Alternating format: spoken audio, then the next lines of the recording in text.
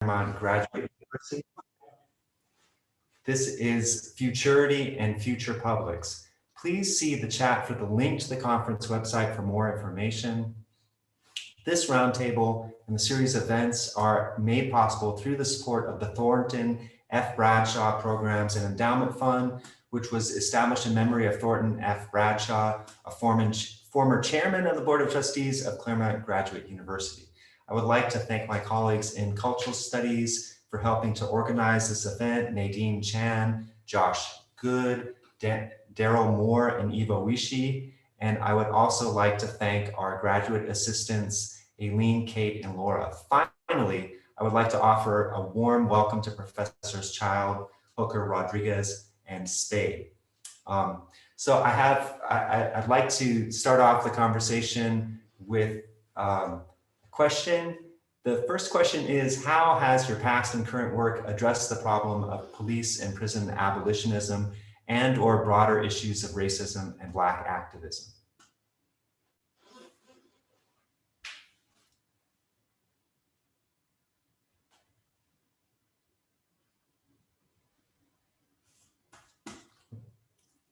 David, would you like to pick one of us to start? Oh, okay. Sure. Why don't you start, please? Okay. Well, first of all, thanks for the invitation, and I appreciate you organizing this and all the work that others put in to make this happen. And I'm really happy to be on the panel with such a great group of people, two of whom I know from before and one of whom I'm glad to meet today. I would just start off by saying, you know, when I saw this question, the first thing I thought about was this article by Eve Tuck and Kei Wang Yang where they said decolonization is not a metaphor. And for me, that relates, you know, in that sense, it represents the fact that, you know, it's important, it's dangerous to metaphorize, you know, something like the anti-colonization struggle, and to remember that it's about repatriation of land, resources, and self-determination for Indigenous people. And for me, the same question holds with abolition. Abolition is not a metaphor. My work in my first book, Slaves of the State, and currently has to do with tracing, and I know I share this with Dylan and a lot of other people that we could name later, tracing slavery not as just at the genealogical roots of the prison industrial complex and police warfare against communities of color, Black, Brown, Indigenous, poor communities throughout the country, not just at the genealogical roots, but actually still in process, still happening, still at the core of what we call the prison industrial complex. So that's the first thing I'd like to say about that. Prison abolition is not a metaphor.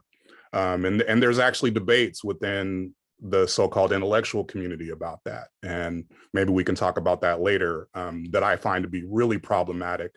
And that brings me to my second thing, which is in my work, I try to center not only the experiences of prison slaves and prison abolitionists from within, writing and doing activism from within places like what prisoners call Skeleton Bay here in California, Pelican Bay, or Attica, or Jackson Prison, or Florence ADX, or CIW Corona, California, the women's facility in Southern Cali. But not just the experiences of people who refer to themselves like Assata Shakur does as an escaped or a 21st century escaped slave, maroon woman, not only her and others' experiences, but actually their theorizing of their experiences under what Joy James calls prison intellectualism or imprisoned intellectuals, along with, I know Dylan writes about this as well. You know, people like Rochelle McGee, for instance, who at one point says years and years ago, before there were any conferences or panels like this, before Ava DuVernay did her film 13th, says, you know, slavery 400 years ago, slavery today, it's the same with a new name. You know, that might even ring a bell, Slavery by Another Name. That's a book that became pretty famous relatively recently by Douglas Blackman. But Rochelle McGee, who's now almost 60 years of political imprisonment, and started actually as a, you know, he's a prisoner now in California, but started in prison in Angola Prison Plantation in Louisiana, which is a fully operational slave plantation that has never closed since the 19th century. He started there as a teenager.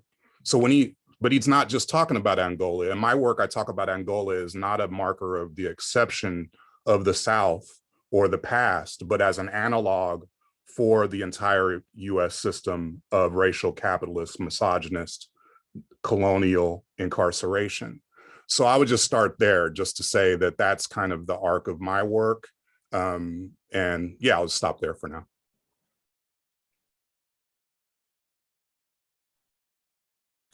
Thank you. The next on my screen is Dylan Rodriguez. Hey, so I'm honored to be in this room with you all, and I appreciate the invitation. I appreciate any invitation nowadays. So I'll say that I understand my scholarship as something that is inseparable from a larger praxis. So it's kind of hard for me to compartmentalize my writing and research, to compartmentalize it away from everything else that I do, from the relationships that I've built and developed and cultivated over the years, from the collective accountabilities and organizing work that I've been engaged with, the creative projects that I've undertaken with other people over the last 20 plus years. So as far as I'm concerned, the scholarship comes organically out of that collective insurgent work. Labor, I see the scholarship as labor in a creative and collective sense, but also in the sense that anything decent that I've been able to generate, as somebody who does scholarly work, is 100% indebted to the forms of collective genius that I see and that I experience as part of these different communities of folks and part of these relationships that I've developed with folks, including people on this call. So I'll say more specifically, though, that I think my particular trajectory has to do with collective insurgent engagement in demystifying and abolishing what I, alongside others, would call asymmetrical domestic war. And asymmetry is a way to kind of name that which cannot be quantitatively or even qualitatively compared, which is why I also push back against the kind of recent liberal progressive canonization of the phrase mass incarceration. So I tend to, depending on who I'm talking to and whether I think folks will kind of flow with what I'm saying, I tend to use different language to push when I critique how we started using this common phrase mass incarceration. I'll use different phrases, but one of the phrases that I will often use is domestic war, or specifically asymmetrical domestic war. And even more specifically, anti-Black domestic war, colonial and racial colonial domestic war, right? So it's that structure of violence and dominance that I find my life work is embedded in. And in fact, therein is possibly also the abolitionist challenge to a lot of us that are engaged in these modalities of revolt and insurgency against these structures of dominance. Is that we're constantly challenged to try to figure out what liberation, freedom, and community can actually be, given that we're, I think, generally productively and constructively obsessed with trying to abolish domination and violence, and sometimes just trying to survive it, right? So it's like, so the challenge for thought, for creativity, for collective work, it's both those things at once. It's trying to think of effective and radical and militant and unapologetic ways to resist these structures of violence and domination, and at the very same time, trying to understand how to, to think and live liberation, radical notions of sovereignty, or decolonized and Black radical derived notions of sovereignty and self-determination. It's the tension between both those things at once. I feel like pretty much everything I do is structured and guided by that tension. You know what I mean? And so I think I have to navigate that tension. I probably fuck up a lot, and that's okay. And also when it's not okay, people tell me, right? People will tell you, it's like, okay, sometimes you take liberties to make certain mistakes that you probably shouldn't have taken liberties to make. So it's all those things. I'll also say one thing, which is that as far as my own trajectory goes, it's inseparable from the community of people that I was invited into in the mid to late 1990s that turned into Critical Resistance. I'm a founding member of that collective, but there's a whole story behind how that was so formative for me because it was incredibly humbling, right? It was incredibly humbling for somebody in their early 20s to be invited into a room with people who had been doing abolitionist work before the phrase abolition or before the term abolition had really gotten any traction. And these are folks that have been doing it for many of them for at least several decades. Many of them from positions of actually being incarcerated, some of them politically incarcerated and so forth. And I'll say that that's formed me in really profound ways, and that a lot of the work I do has grown from my relationships and my ongoing organizing with incarcerated and formerly incarcerated people. So I'll stop there, but yeah, that's a good start to this conversation. Thanks for asking that question. Thank you. Next, Dean Stade. Yeah, thanks for having me. I'm already just enjoying hearing what folks are saying so much, and it's an honor to be part of this conversation. Yeah, I mean, I think that for me, you know, a lot of my work over the last 2 decades or so has been like part of the kind of lineage of racial and economic justice and anti-US military imperialism, queer and trans work. In particular, like I came of age as an adult, like during the rise of a what I would consider like a conservative gay rights framework that really embraced policing and militarism and capitalism. And so my life has been shaped by that, like by articulating an abolitionist queer and trans politics with a lot of other people in the midst of that context where we were seeing like a recuperation of institutions that are having all kinds of legitimacy crises, as they always are, like the police, prisons, the US military, the institution of marriage. You know, these legitimacy crises in particular had been caused by uprisings in the 50s, 60s, and 70s in a global anti-colonial, anti-racist movement, feminist movement, anti-war movement, et cetera. And gay rights became like a site of like a narrative about how all these institutions were wonderful and we should try to incorporate my least favorite term, sexual minorities, into into those institutions. So it became this. I mean, I think there's been a long trajectory of a significant divide between a rights-seeking, white, lawyer-led gay rights and now sort of trans rights formation versus like a abolitionist, anti-colonial, anti-racist, queer and trans liberation framework.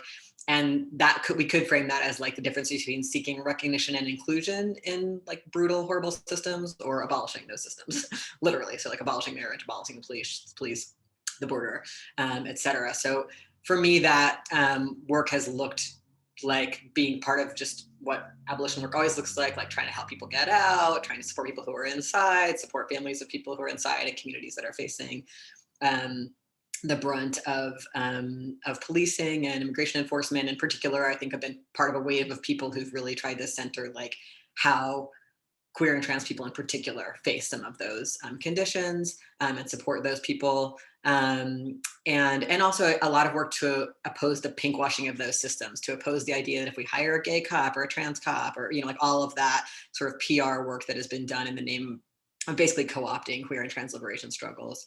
So that's been a lot of my work for many years. These days, I've been really focused on, for like since Trump was elected, just trying to popularize the idea of mutual aid more, which then of course like happened without me when COVID hit. But the reason for that is that is really connected to this abolitionist framework, which is that we're sold like super demobilizing stories about how law solves social problems and about how elites solve social problems. And we're supposed to direct our rage and fear and survival needs towards these like legitimate versions of dissent that are going to deliver us something from a legislature or a court. And of course, all of us who are here know that that's not how social movements have ever won anything.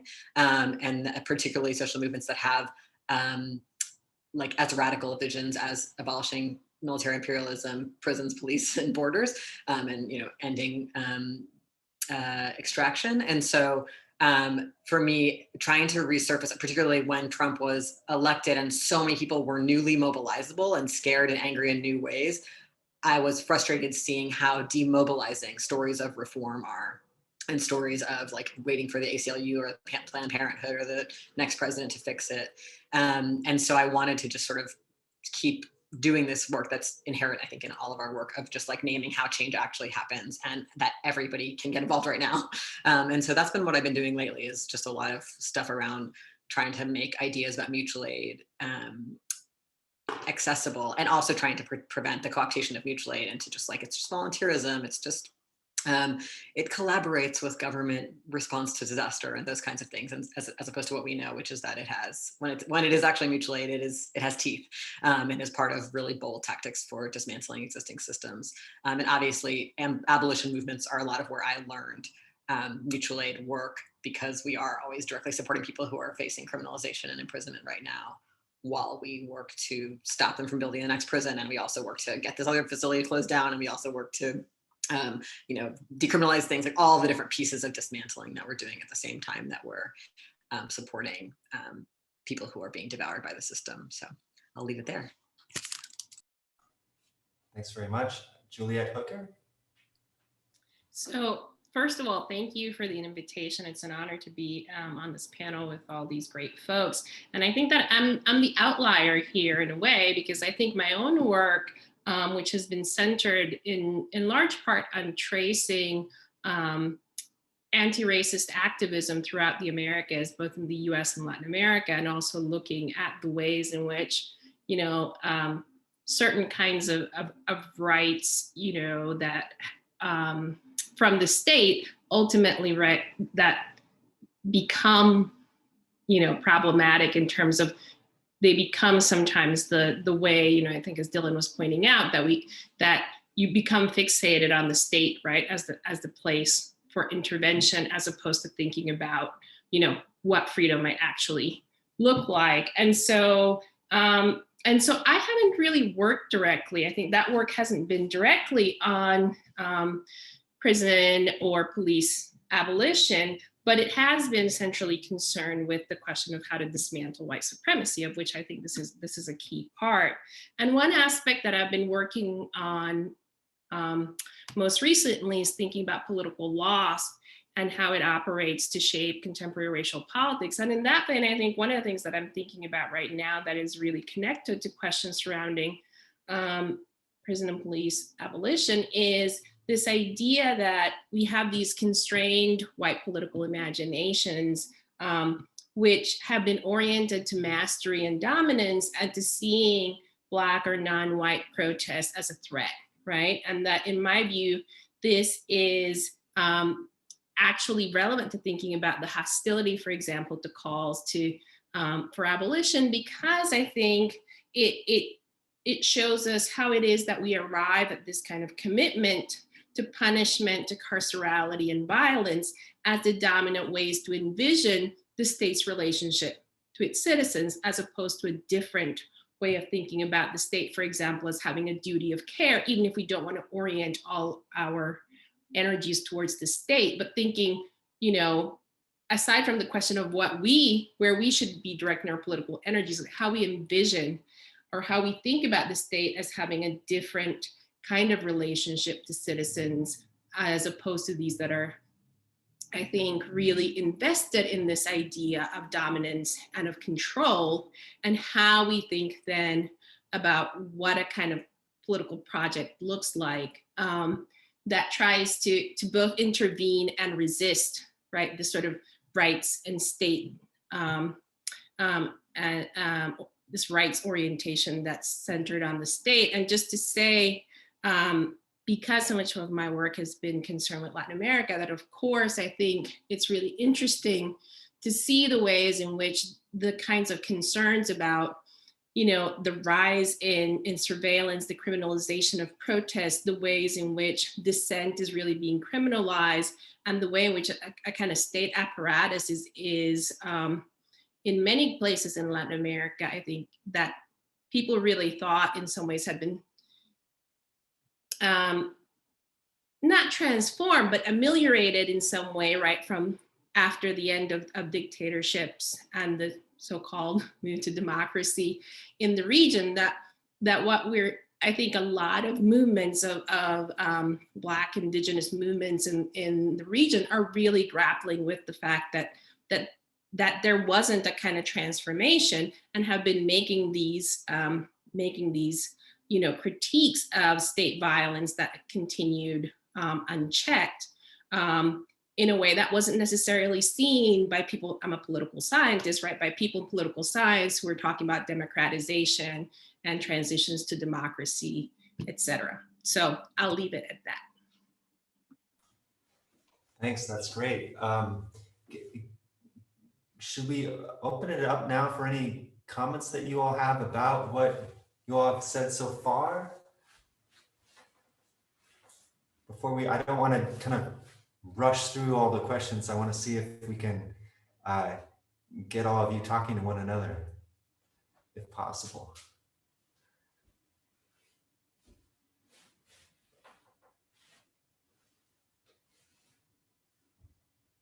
I'll say something real quick, which is that as I listen to my friends and colleagues here talk, it just reminds me how important it is to think capaciously and generously about what abolitionist work and organizing and community looks, feels, sounds, reads, and works like in this historical moment. That it's not a formulaic approach to doing political work, that it's principled, but it is also those two things I just said. It is capacious and it is generous. Capacious in the sense that it is kind of conceptually curious all the time. It is reaching for things. It is trying to figure out how the kind of logic and principles of abolition would work in particular geographies, in intersection with particular already existing forms of political work. I mean, the thing I learned from Dean, I guess almost a year ago when we did this thing together, and I learned this from Dean, from Ujima Medics, and from Miriam Kaba, from many others, is that, for example, this long genealogy of abolitionist mutual aid, is something that a lot of us have actually been doing without recognizing that we're part of that genealogy, right? In other words, what Dean taught me is that a lot of the work I've been doing for most of my adult life would actually be it's actually part of this mutual aid genealogy. I just didn't think about it that way. But another lesson I also learned is that it is very important that I think about it that way, because not for the purpose of self-congratulation, but for pedagogical purposes, that now I have a way to talk about the different kinds of work I'm doing with other people as part of a long abolitionist, queer, trans, radical, radical feminist, Black radical, anti-colonial, et cetera, mutual aid tradition that is transnational, that's experimental, that is mutually accountable, and that is also pushing back against what Dean just said. It's pushing back against voluntarism, pushing back against collaboration with the racist, colonial, anti-Black state. It is pushing back against the nonprofit industrial complex. It's all those things. So I want to say that the building of literacy and ideas around what abolitionist praxis, pedagogy, and thinking is now is really critical. And that's what I see kind of happening in an organic way with our conversation already. So I just really appreciate hearing you all talk. Thank you. Anyone else? I just wanted to quickly say, also that in terms of talking about this long trajectory that Dylan was just speaking of, the way, and I was just on a panel a couple of days ago, and Riverside is now trying to get their board of supervisors to sign on to a proposal that is coming out from All of Us or None, which is a national organization with 27 chapters throughout the country. The head of it is Dorsey Nunn, also the head of legal services for prisoners with children in the Bay Area. And it's just important because that proposal by All of Us or None is saying that the allowance of involuntary servitude and prison slavery in California needs to be taken out of the state constitution. Here in the 21st century, we need to go ahead and get our heads around that and do something about that. And I'll just say that, again, that what that speaks to me for is not only the necessity to center the work of prisoners, because All of Us or None started as a result of there being panel after panel like this, where prisoners are being spoken about and for, and not speaking for themselves. And so I would just say that, as we move forward, just making sure that even in our capacities, and this is no besmearing of this event or the organizing of it, is more of a structure where there's a fetishizing of the intellectual labor of those that have certain, letters after their name, and who don't have their names turned into numbers. So I would just say that, you know, as we move forward and thinking about that idea of mutual aid, just making sure that we break down the walls around the academy and the way it likes to congratulate itself often for the thoughts and movement building and interventions of those that are literally in the belly of the beast.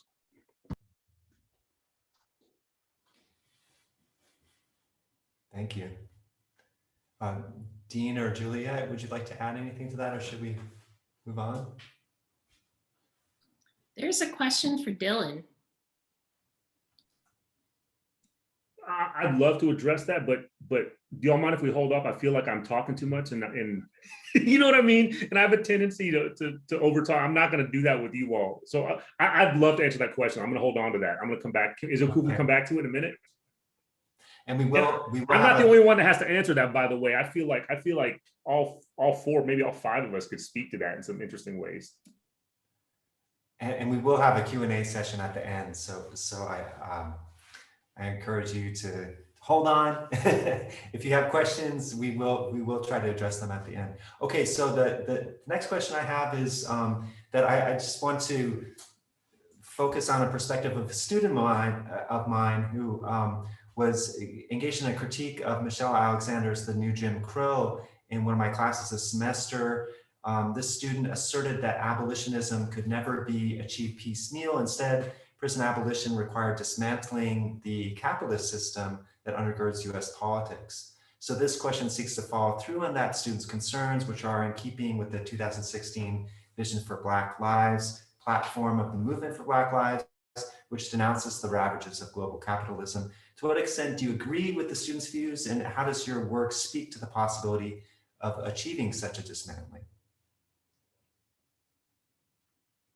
So let's see, beginning again with, let's begin in reverse order this time, beginning with Juliet. Sure. So, you know, when I was thinking about this question, I think the thing that most immediately came to mind was, well, first of all, to say that I agree with your student, but to say that was thinking about this project that I'd been involved in. And I think this speaks to a point that many here have been saying about how so much of our work is collaborative, and out of there comes, you know, some of the best intellectual work. But this was a project that I was involved in that bridged in, you know, academics and activists who were, and we got together to produce an edited volume that looked at racist backlash and anti-racist resistance in 7 countries in the Americas, in the US, in Mexico, Guatemala, Brazil, Bolivia, Colombia, and the case of the Mapuche indigenous people in Chile.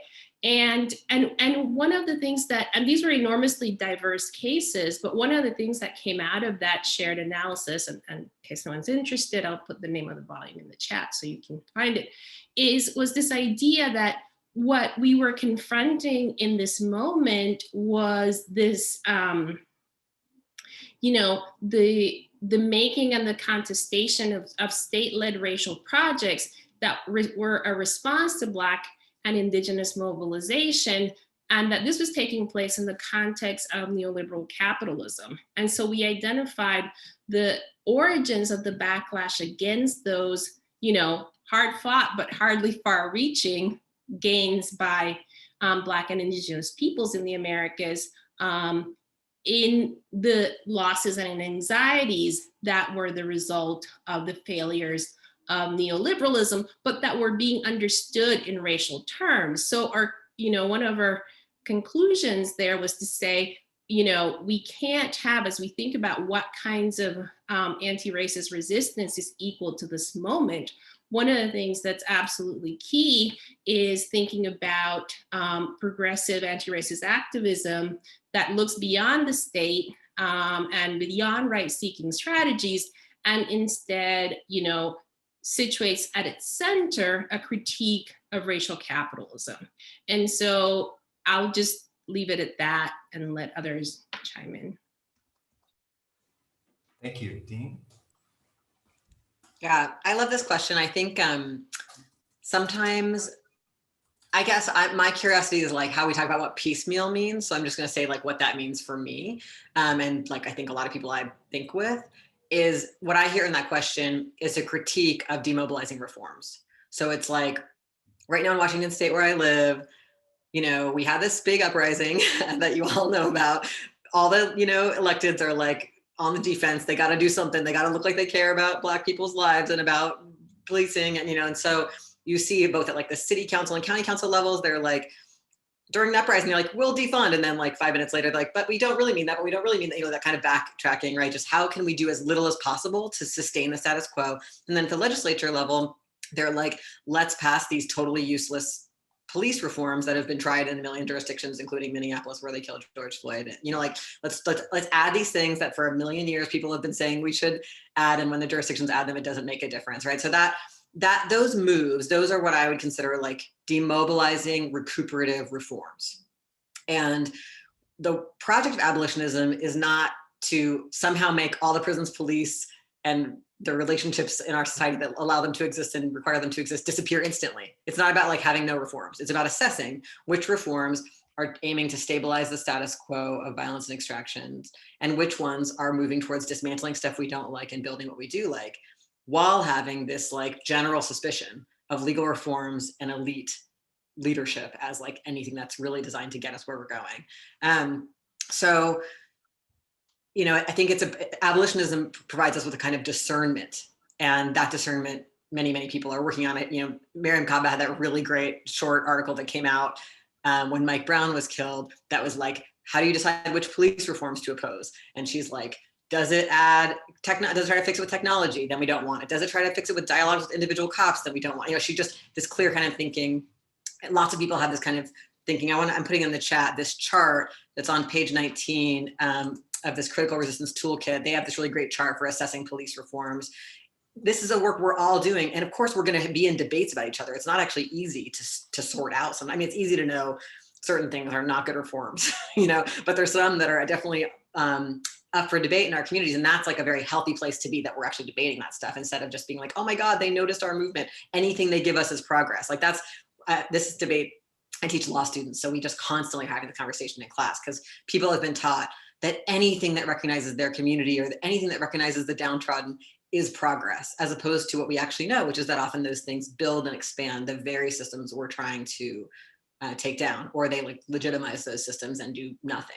And the whole history of, you know, as we know from Angela Davis and Foucault and so many others, of prison expansion is a history of prison reform, where it's expanded in the name of making it better for the imprisoned people or for somebody. For me, the criteria that I've used to think about reforms a lot over the years is like, does it provide any material relief, or is it just surface? Does it divide the people who are in the target communities between those who are deserving of relief and those who are not? So like, you can get immigration status if you're a valedictorian and you've never had contact with the police, and, you know, or you can get this if you're sober, and, you know, that kind of thing. Does it legitimize or expand the system that we're trying to dismantle? Because we don't want that. Like, I think trans service in the military, good example of something that legitimizes and expands the US military, but does not actually provide relief to trans communities when it puts them, like, you know, it makes them cannon fodder and makes them do the worst work in the world. And then the real question too in there is like, did the way we organized for this build us to get us ready for the next fight and the next fight? Are we actually mobilizing a lot of people, or are we just cutting backroom deals with elites that like are just kind of surface? You know, I think I'm feeling Juliet's like suspicion of state-centered solutions in this. I really appreciate the way that you put that. Yeah, so that's kind of like how I've thought about this question. And so I think what I just bring up the piecemeal thing, because sometimes people use the word piecemeal in our movements in a different way, which is like I'm just to say, like, sometimes like I hear white people use it to be like, we need to have a class only analysis and stop doing this piecemeal work around women or queers or Black people or Latinx people. You know, piecemeal can be used in a lot of ways in our movements. I think what I get from the center of this question is this question about discernment about reforms and trying to discern which ones are moving us towards the world we're trying to build and which ones are stabilizing the existing relationships. Thank you very much for that. Dylan? So here taking notes on my colleagues who are my teachers right now. So I'm trying to keep up.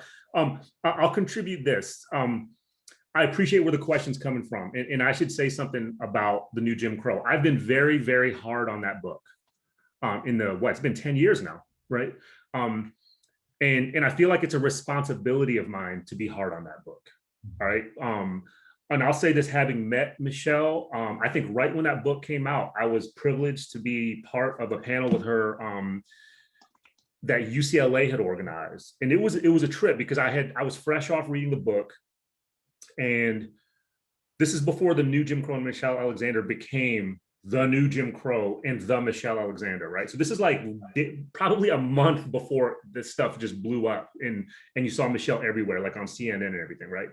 But we had an interesting dialogue on this panel, and this is my way of getting at a response to what your student has raised here. So I read the book closely, and there were, in terms of its content, there was so much to teach from in terms of its content. In terms of its analysis, I thought it was really, really disappointing.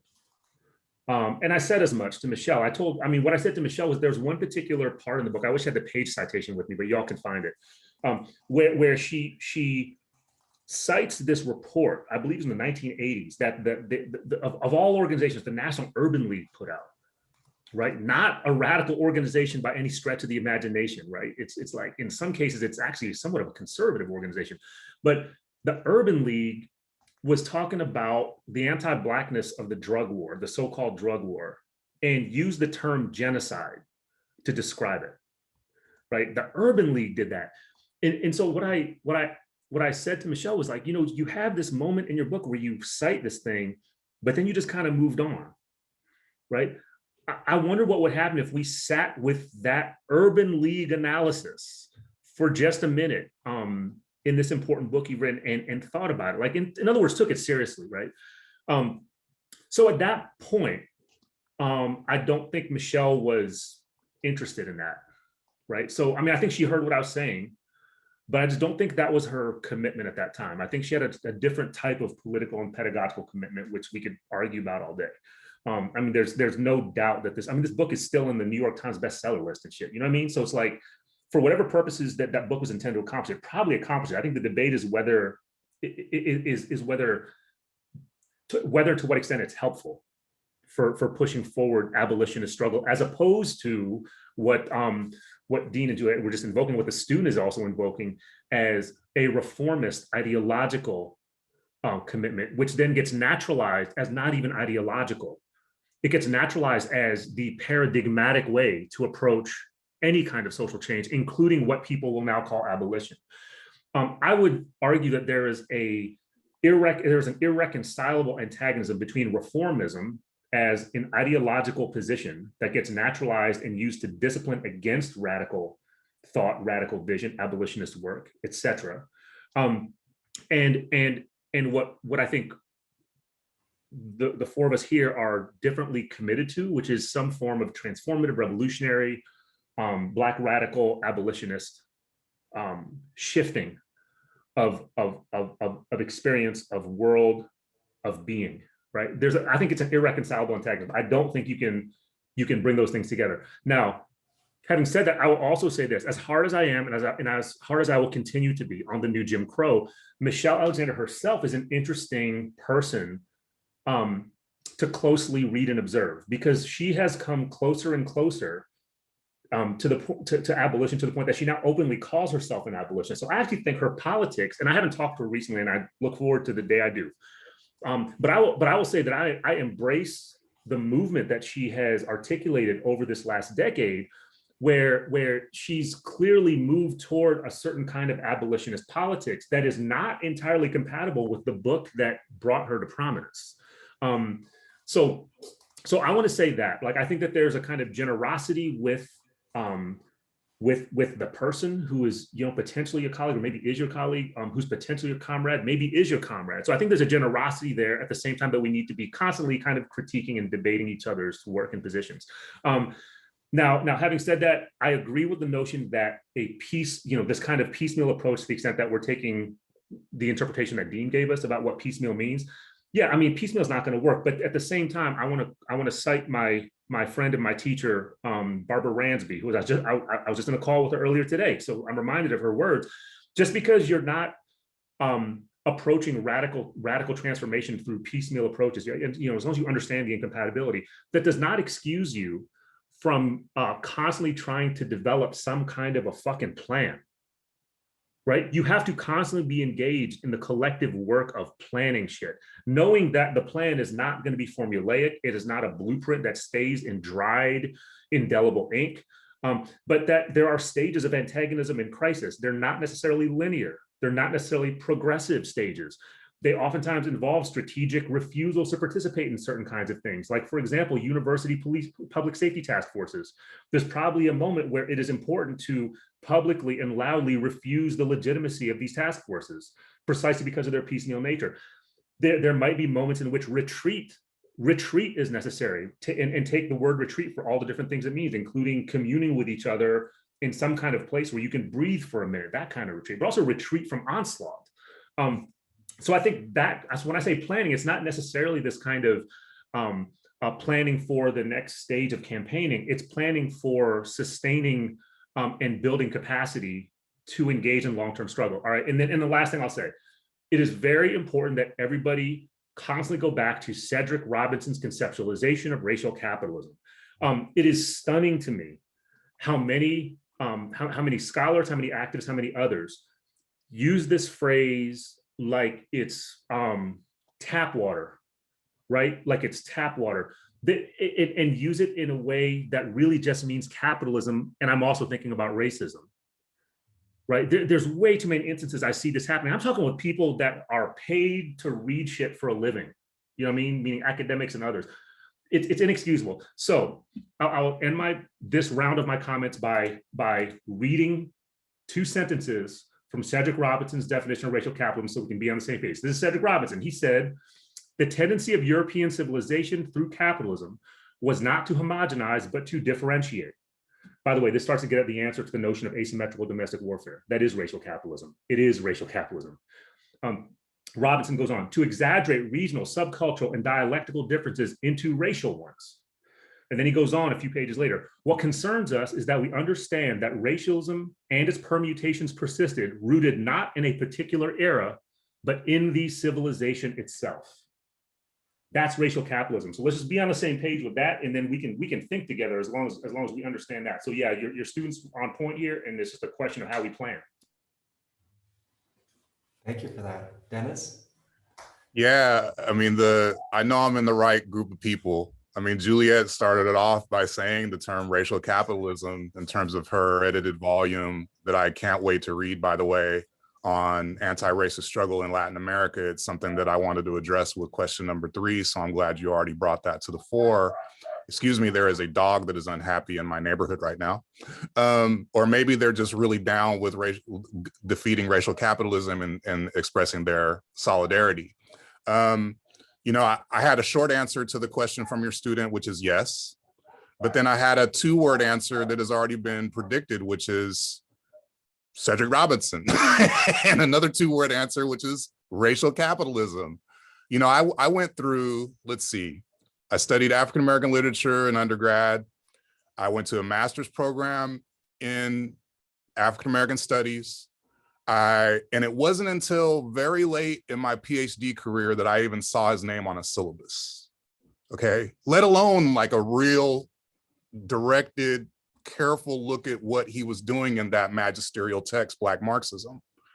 So I agree that even though the term racial capitalism has become in vogue to deploy it, whether people have actually done the work of reading that text, which is not, it's not a sit down one day and read part of it and put it on Twitter kind of book.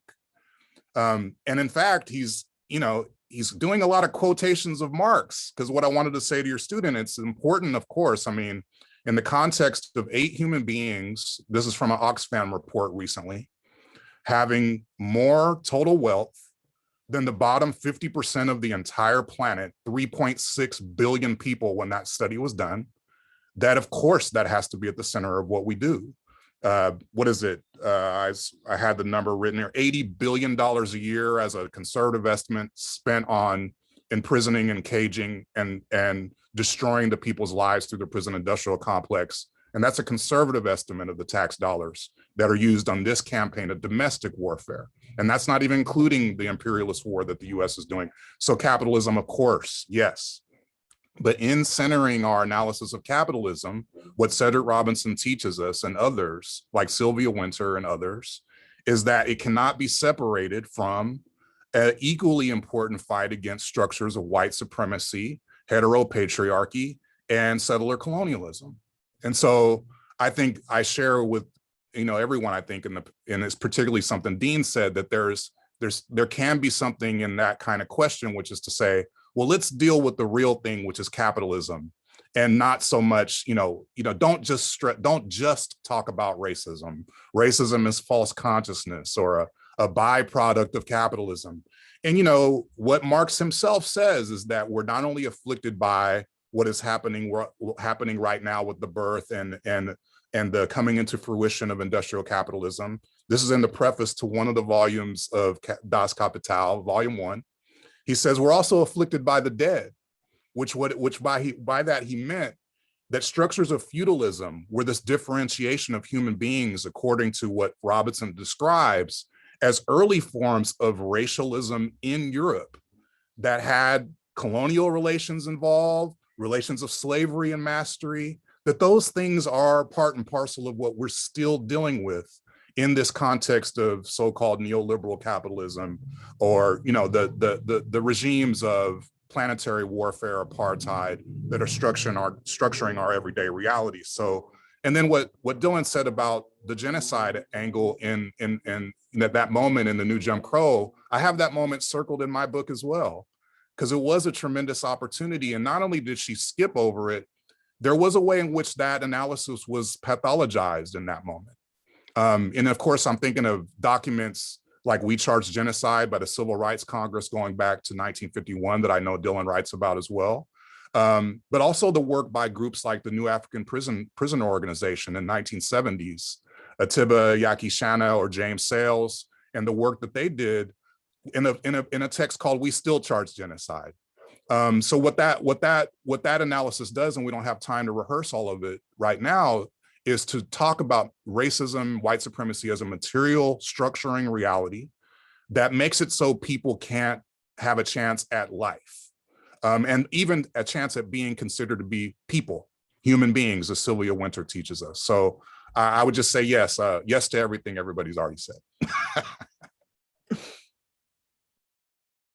Thank you. Any other comments that you all want to make across the panel?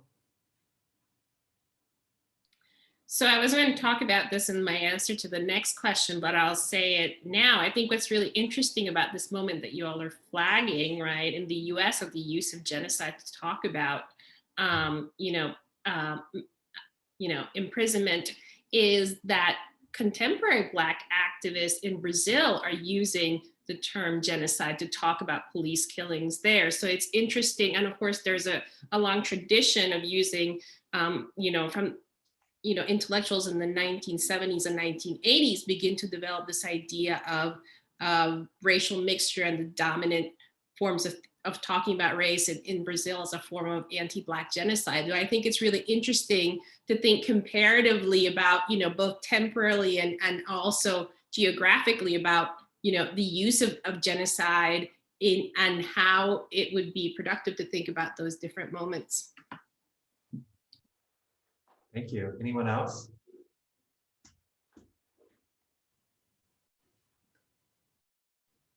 Okay, let's move on to the next question. The final question is, what are the advantages and/or disadvantages of thinking about and advocating for abolitionism across the hemisphere and across the Black diaspora?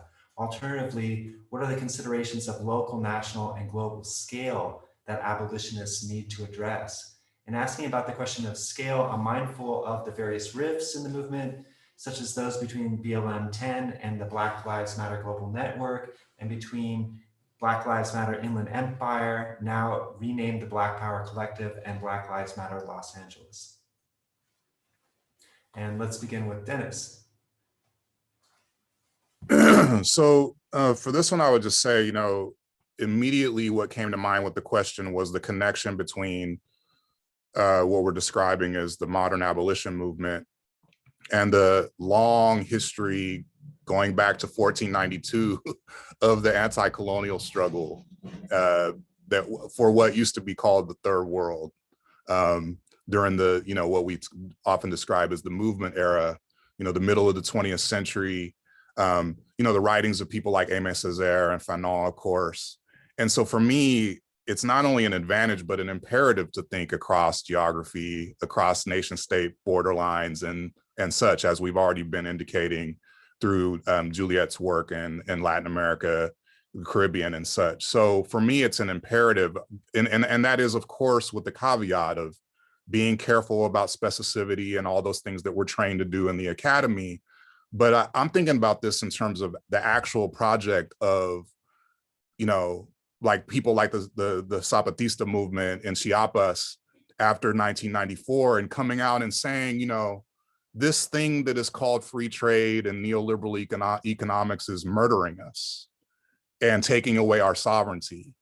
And the connection between that kind of murder and what's happening now, and the thing is, you don't even have to get out of a US framework you have to look across borders to think about the US framework of imperialist warfare, as we've already been talking about, and thinking about something like what happened recently in Tamaulipas, Mexico, where a caravan of people trying to seek life, not a better life, to be able to live from Guatemala was seized upon by police in that state, and 18 people were murdered and burned alive in a truck by the police. But there's a way in which the press accounts of that are exceptionalizing that. But the fact of the matter is they're doing the work of US empire. They've been charged with doing that work. We know that the CIA has agents at the border between Guatemala and Mexico under the cover of trying to help women who are sex workers at the border. I heard about this in a grad student paper when I was in DFA a couple of years ago. And I said, you need to publish that immediately, because she did on the ground interviews with women who were supposedly being protected from sex traffickers that was being used as a pretext to deport them under the guise of the US military industrial incursion and carceral incursion into Mexico and points further south all the way down to Honduras. So I would just say that for me, this is this opens up not a question about is it advantageous or not, it's necessary to do this work. Thinking about Los 43 and Guerrero State relative to people like George Floyd and Breonna Taylor. And I think Julieta was already speaking to this, that, in Brazil, in that context where police terror, you can't slide a piece of paper in between what's going on in the attack of the favelas and Black people in Brazil from what is going on here in the streets. And the more that we can lift up those connections at the level of the grounded activism, I think the better off we are. So it's far from, is it not advantageous or not? It's actually necessary. So thank you for that question. Thank you. Dylan. Yeah, I think it's important to maybe recontextualize the question a bit, and I want to make a friendly amendment to the question in a way, which is to say that abolition, as far as the black radical and Black revolutionary tradition, has never not been diasporic and hemispheric. At bare minimum, it's always been hemispheric. At bare minimum, bare minimum.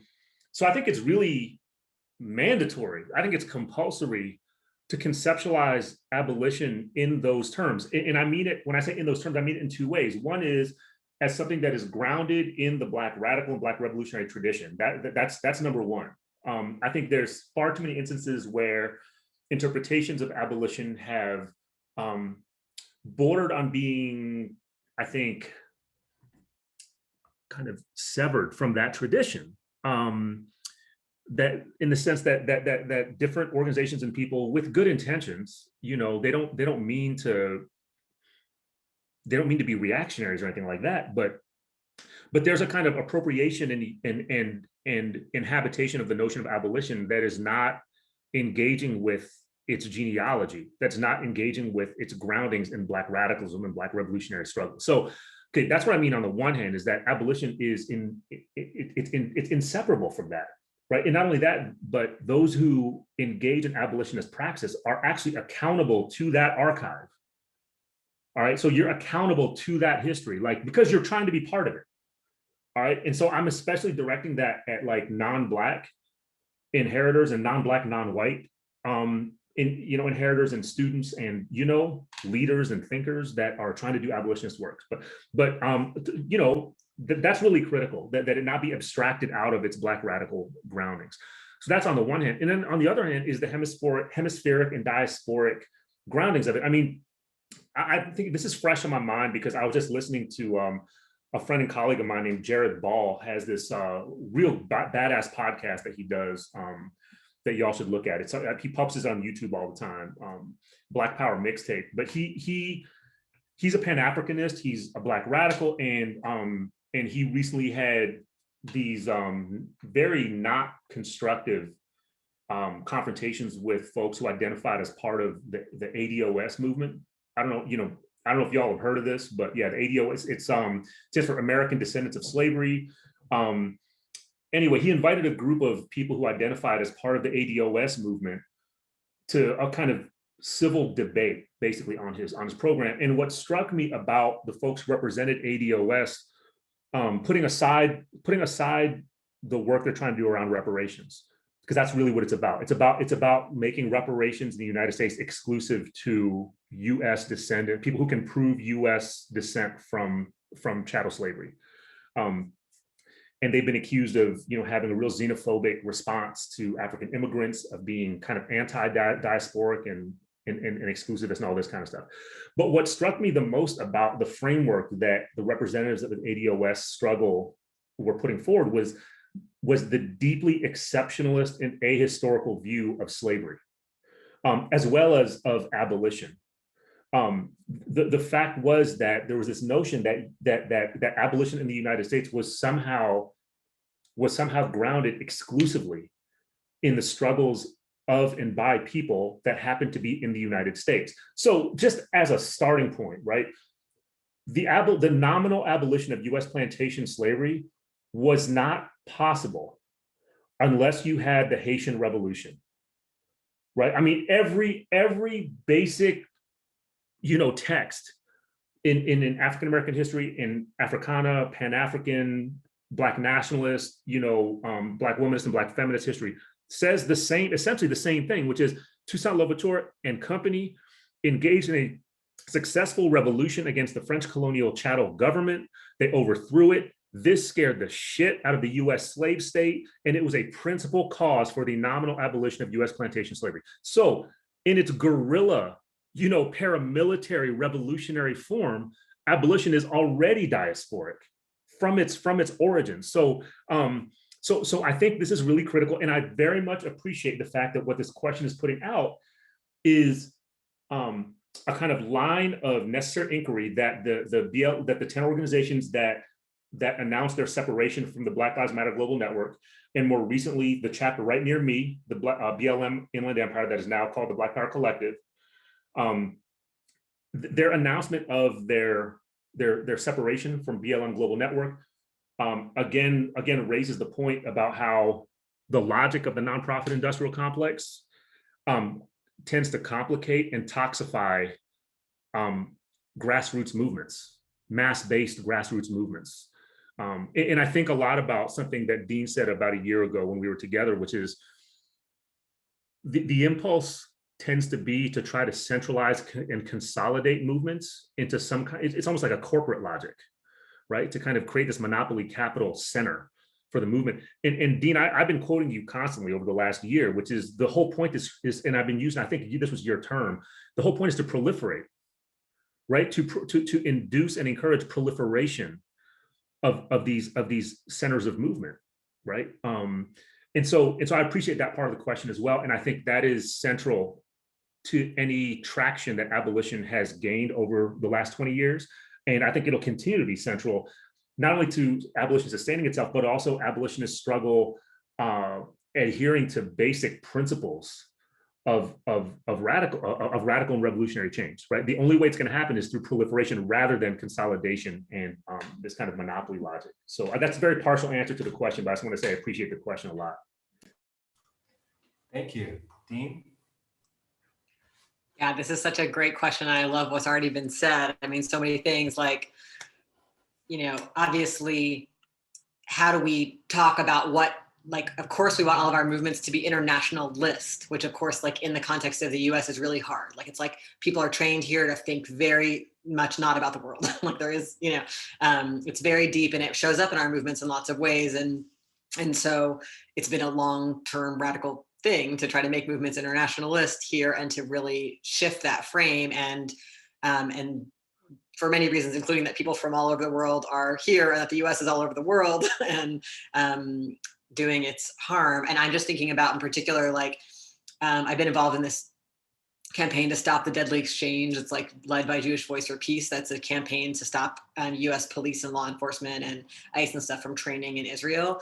And that campaign to me just has a lot of significance because it's like, it was like developed deeply in consultation with like Palestinian resistance, people in Black liberation movement here, people in indigenous movements here. Like, it comes from this deep call to connect these things that we are told to be disparate issues. Because the nonprofit industrial complex tells us that like, you're interested in human rights and you're interested in animal rights and you care about disaster relief and like these things never shall meet, and as opposed to that actually like this stuff is all deeply intertwined in these sites of struggle, like the more networked we are and the more we're learning from each other and backing each other up, the more likely we might win stuff. So I think about that as an example of it. And also when thinking about this conversation, I think a lot about like, so as Dylan was just saying, like I spent a lot of my time recently talking about, because people are just like, oh, mutual aid, like it's too small, it's too local. Like that's like the kind of response from a certain kind of socialist who want to have like a state that like comes and replaces, it does all the care. And who believe that could ever be like not a racist patriarchal colonial project, which I don't believe, and particularly in the US. But so there's kind of this like mutual aid is too small, it's too dispersed, it's not at scale. That's what they say. And I'm imagining a different type of scale. Like when I think about scale, I think about proliferation. I think about lots of people doing stuff. And we see that right now in the abolitionist movement. We see people all over the country working in their local counties and local cities to defund the police. Like it's like a dismantling project that is, it's not like one organization's running, it's like everyone's sharing strategy, everybody's on all these calls, everybody's sharing toolkits. Like that is the kind of proliferation. Same with mutual aid work that's happening all over. It's that kind of like, oh yeah, like we're doing it, we're learning from them over there, but we're also doing it like in our language or in our, in the local context, which is the best place to meet disasters is with like the wisdom that is happening around how the disaster is landing locally. And when I think about that, I think about maroon communities and like people who were living under like in such intense warfare conditions, who were attacking plantation society, who are at large distances from each other without the kinds of communication technologies we have now, and still like networked and like inspiring each other. And I think about this moment of all these prison rebellions I was just reading about that happened in 1995 in the US. Again, people who can't communicate with each other, who are figuring out how to pop off a rebellion at the same time across these geographies. Like, so to me, that's like when I think about scale and autonomy with like networked solidarity, like these are the kinds of sort of inspiring places I go. Like, what does it mean to like be in deep relationship where we talk about not how we're exactly the same, but how like we're both experiencing the same corporation is building our border wall. And how do we want to oppose it? Or the same technologies of policing are being unrolled and are being funded by the same governments all around the world. How do we be in those kinds of solidarity without requiring like standardization or sameness? That I think is like the dynamics that movements are just already always doing. We're just already always like looking at each other and trying to learn from what other people won or lost or the mistakes they made or what they reported out. But I think in the US in particular, maybe there's the most difficulty with that because of the kind of like refusal to be in the world that we are taught. Thank you. Juliet? So a lot of what I was going to say has already been said. So I'll just add this. I really want to echo this point about that we tend to provincialize particularly in the US, we tend to provincialize or think of movements here as more provincial than they always have been, right? So we remember them in a way that actually divorces them from their transnational connections. And that makes it more difficult to imagine the fact that people are, as Dean just said, in conversation, that activists are constantly learning from each other. And if we look at the history just, in the Americas, we see that Black movements in the US and in Latin America have been taking models, have been taking strategies from each other. And this is the other important point that I want to make, which is that I think one of the challenges is this idea that this flow of ideas, of strategies, of models is unidirectional, right? So we think that it goes from north to south, that somehow certain movements are sort of the ones that everybody is modeled after. And this has a really, I think, problematic, it's a real challenge, right? So, when the movement for Black Lives became really visible, in the US, I started getting these questions about, so how is this inspiring Black movements in Latin America? Or, how are Black movements in Latin America, learning from Black Lives Matter? And I'm like, well, why aren't we asking what Black Lives Matter can learn from Latin America, right? Why are we imagining that this is a unidirectional flow of ideas? And so I think that is a challenge. But it's also an opportunity in the sense that, when we look at, for example, the Mapuche activists in Chile, right, who are criminalized, whose dissent is criminalized using these, anti-terrorist laws, or if we look at the ways in which, in the chapter on Mexico, in that edited volume that I mentioned, the authors talk about how what you see across sort of center right and, sort of more leftist administrations for the past, 10 or 20 years in Mexico is an investment in security, in policement and surveillance, and a disinvestment in education, in things that would actually, foster life. So you have the buildup of this kind of securitized state, right, at the expense of the duties of care that one associates, ostensibly with the state. So I think that there's all of these ways in which there's a lot of convergence in terms of the challenges that movements are facing, and that dialogue and connections therefore are really useful. But I think that the challenge is precisely, right, how do you have that dialogue and those conversations on kind of more egalitarian terms without kind of reproducing the hierarchies that already prevail. Thank you. So again, any comments kind of across the panelists? Can I start?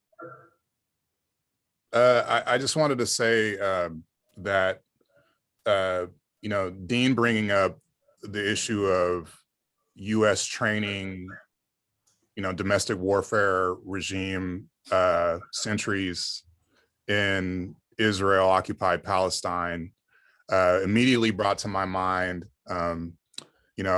the experience I had being a part of the first ever prisoner solidarity delegation from the US to Palestine that was led by Rabab Abdul Hadi a while back, I guess some now 5 or 6 years ago. And when we were there, there was former political prisoners in our delegation, and we met with former political prisoners in Palestine.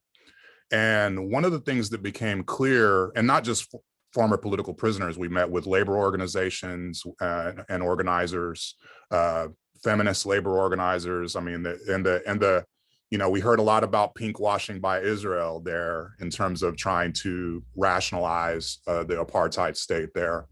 But one of the things, we also met victims, like family members of victims of, atrocities there. And I remember after hearing the story of one young, a boy, 14 years old, who settlers had taken and lynched in,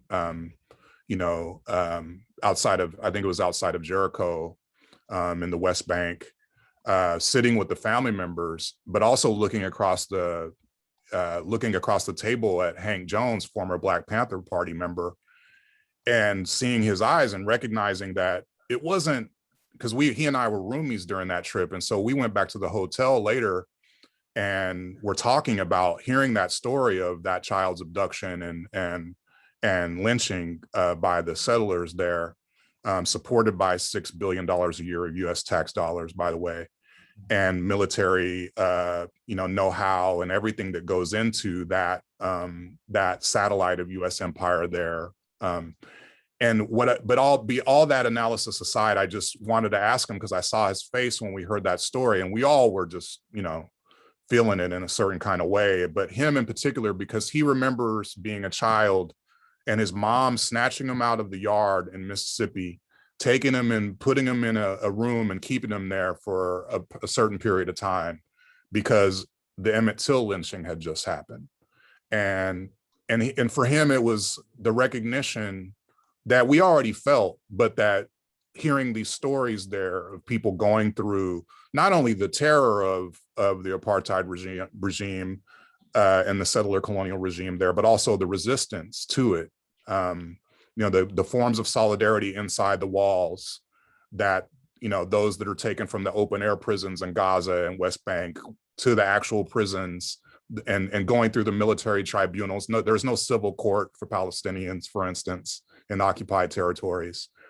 That idea of connectivity as an idea actually became something visceral, that it's beyond abstraction, that it's actually, my colleague and comrade Fatima El Tayeb writes about and teaches about the situation with Black migrants trying to somehow follow the flow of capital and resources out of Africa into Europe, and 5,000 a year drowning in the Mediterranean. I know Christina Sharp writes about this as well.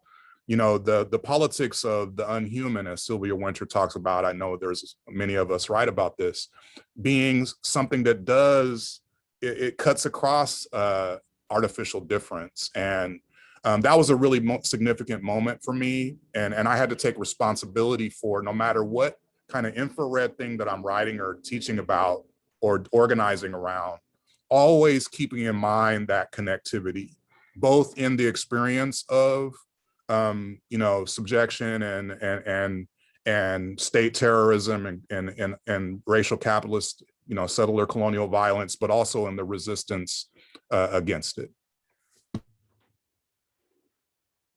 Thank you. Anyone else?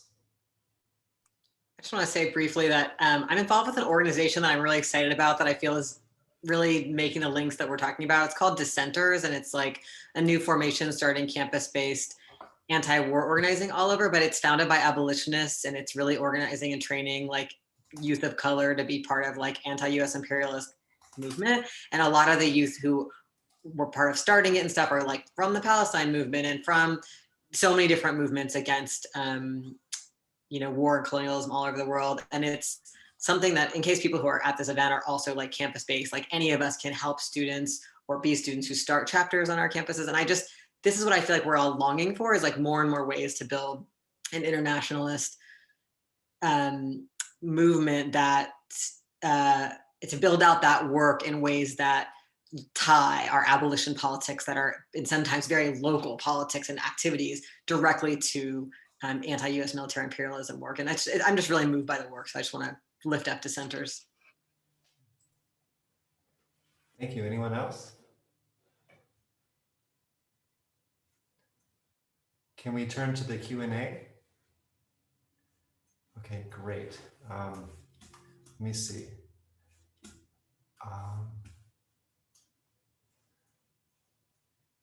So I see, I'll press answer live. It says, Dylan, could you go into more detail about the asymmetrical domestic war, as you put it?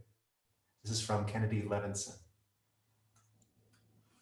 Yeah, I think the required reading for this would be the US Army's own field manual on counterinsurgency.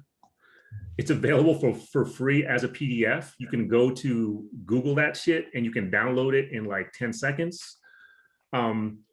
it's a profound document to read as something which is not only a kind of primary archival guide to the waging of occupation during the so-called War on Terror, because it's been around for a while, but it was redrafted, I think, in 2006, 2007, for the purposes of the War on Terror occupation. But it's really important to read it as well as part of a deeply global notion of counterinsurgency, which then also includes the so-called domestic geography of counterinsurgency, which the FBI and police will openly use. They'll openly use the terms of counterinsurgency all the time, right? You just take a quick glance at the long history of repression of radical and revolutionary movements, particularly Black liberation, indigenous liberation, and so forth movements.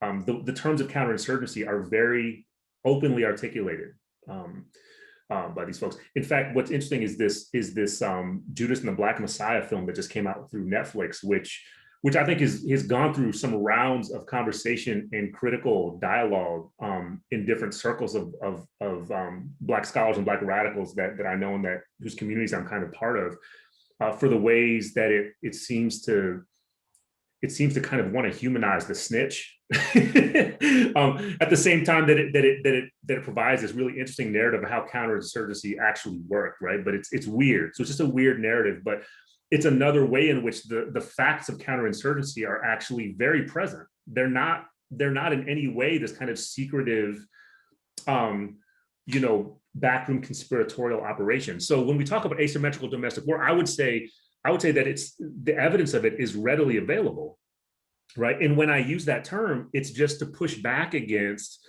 the kind of subtle liberal universalism that sometimes accompanies phrases like mass incarceration, right? And you hear these liberal appeals to universal vulnerability all the time when you're dealing with things like policing, incarceration and war, domestic and global.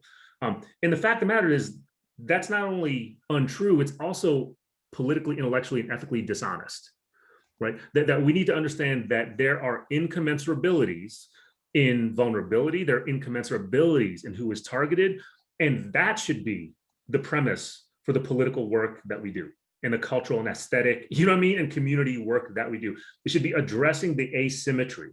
And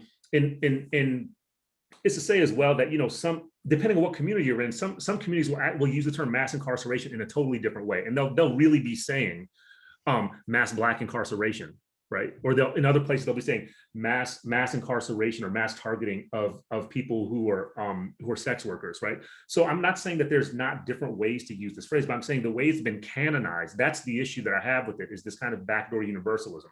So my emphasis on asymmetrical domestic war is just really, in my view, it's just to reflect back and amplify the open, popular cultural language of the state and extra state apparatuses that are already announcing this to us. They've been announcing this to us for many, many years. The problem, I think, is that far too many of us as scholars, activists, organizers, and others don't take that language as literally and as seriously as we should. Right. And I think that is so important, because if we were to take the language of warfare and the kind of asymmetrical casualties of that warfare seriously in the work we do, it would actually it would challenge the work we're already doing.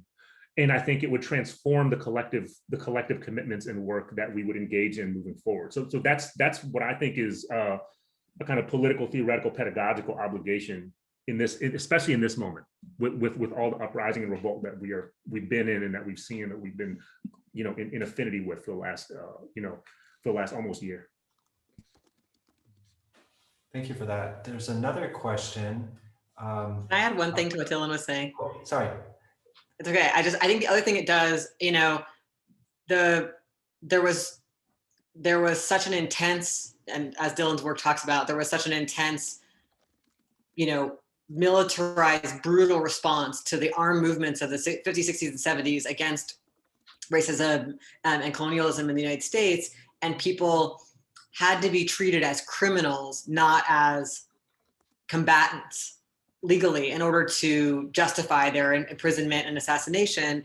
And a big like legacy of that is this like nightmare pacifist narrative in the US, in which we think that nobody should ever take up arms against the US government in self-defense or at all. And so to me, like if we took seriously, as Dylan asks us to, that the United States is at war with a number of domestic populations and uses warlike strategies very openly, then we would be questioning the stigmatization of people who fight back and the kind of the way they get addressed as criminals and terrorists rather than as people defending themselves from brutal colonial and racist state violence. And I feel like that is just like a big gap that I feel like I'm always teaching across with my students, like that gap between those understandings that I think were much more popular in the 1960s and 70s, just even in popular culture, like that there could be like an acceptability to like defending yourself against these systems, to like this level of we've lived through this backlash in which like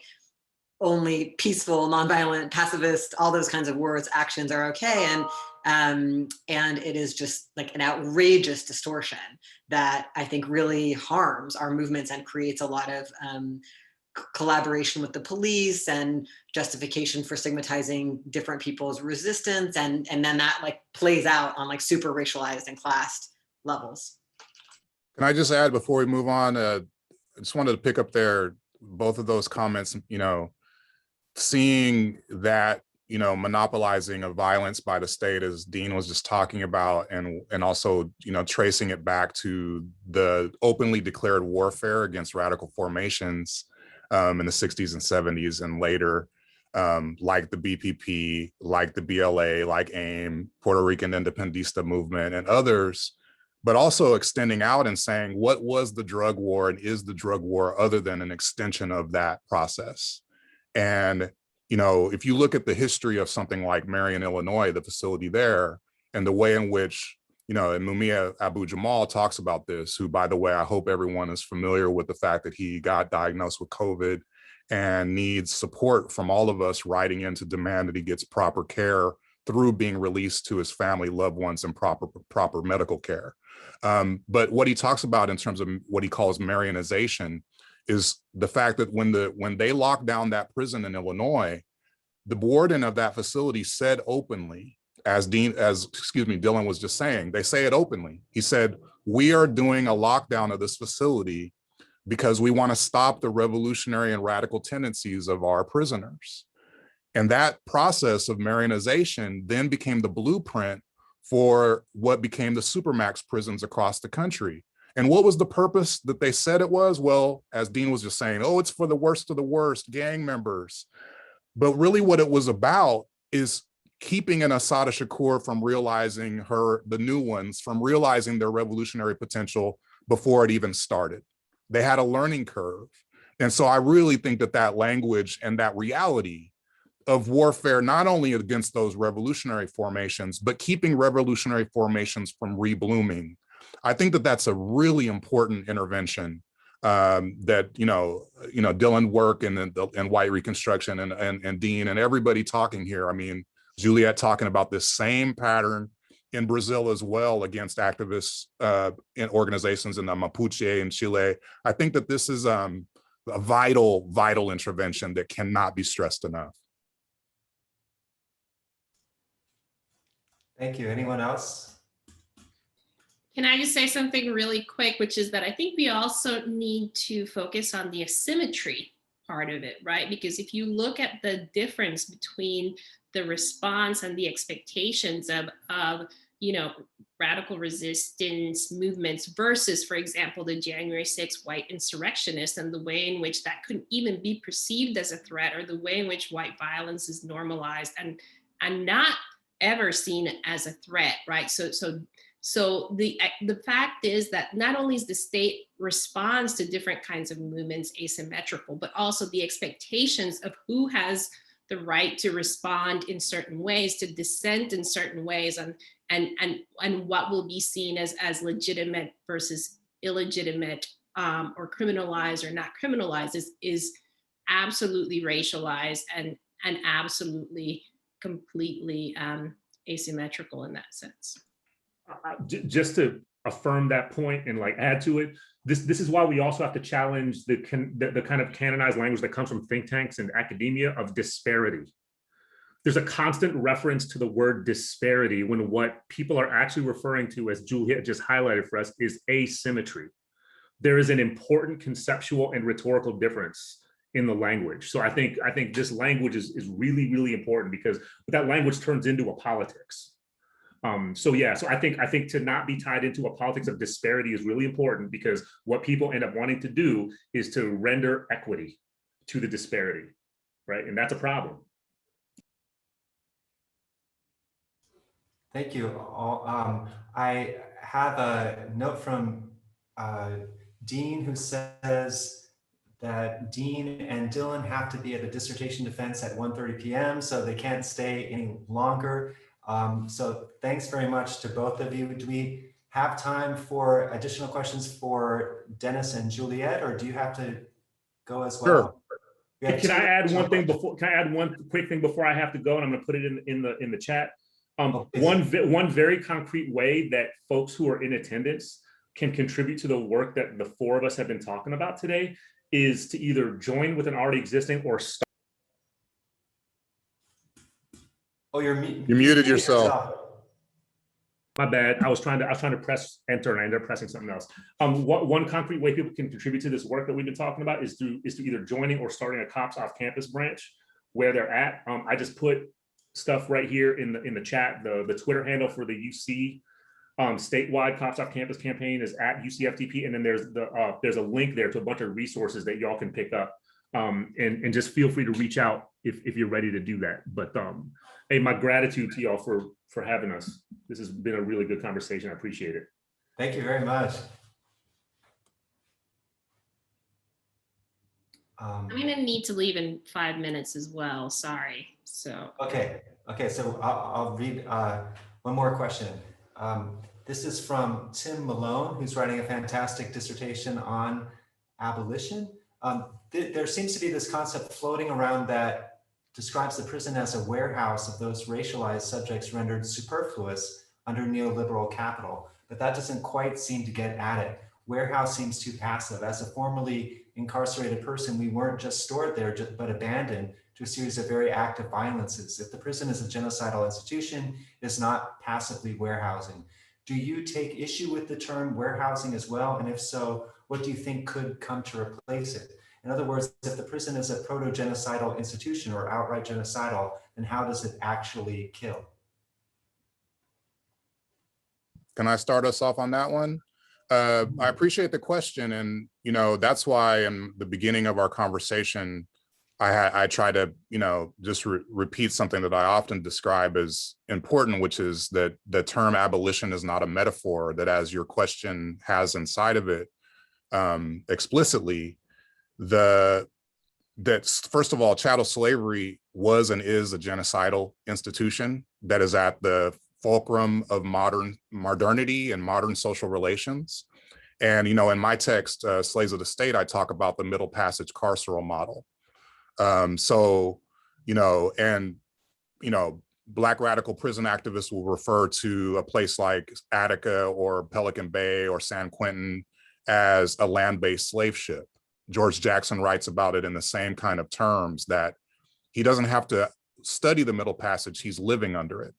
So I think that, without getting into splitting hairs about terminology, I think that there's something really important in what you say. So how are you writing about warehousing? Are you writing about warehousing as connected to that original system of human commodification and spatial and racial constriction in the hold of a slave vessel or a barracoon or a slave pen? Or are you writing about warehousing as a kind of, well, this is just a proper apportionment of people who are, in a binary universe of bad and good people. So I think that there's a lot of room for you to make that intervention. And for my part, I don't think it's proto-genocidal. And I think the text that I mentioned earlier, we charge genocide and we still charge genocide. That's the work that I'm doing right now. So I would love to hear more about your dissertation and have more conversations about it. But I think that that's an important question. And I think that qualifying that term warehousing with that genealogy that, by the way, Foucault doesn't touch in Discipline and Punish. The word slavery appears, I think, one time in a footnote. So I would just say that.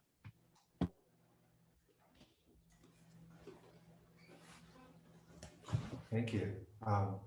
Juliet, did you want to respond to that as well? I'm just going to say very briefly, I think Dennis and I were thinking along the same lines, because I was also thinking about Sawanda Mustaquin and Slavery at Sea and her use of the term warehousing as a part of the what she calls the human manufacturing process that takes place in slavery. So I think her use of it in that context is really actually quite illuminating. So I think what is important to think about is what is illuminated by the use of the term and what is obscured. And I think what you seem to be concerned with is what is obscured. And I think there's some really interesting ways in which Black movements against police violence and against, in Brazil, for example, are using the term genocide and thinking through this question of what it means to have a state that is ostensibly democratic, but that routinely, right, engages in killing its citizens at a really incredible level. And so, one of the ones, and for example, the Mayas de Mayo have produced this idea of a mothering politics in response to them, right? The mothers of children who have been killed by the police. So I guess just to say that I think there's others who are using the term genocide or in ways that might help you think through what term makes more sense to you. Okay, so thank you everyone for coming, and thank you very much to the panelists. And we have to close the webinar. So thank you and goodbye. And I look forward to talking to you all soon. Okay, take care. Thanks a lot. Thank you. Bye-bye. Bye. Bye, thank you. Bye, thank you.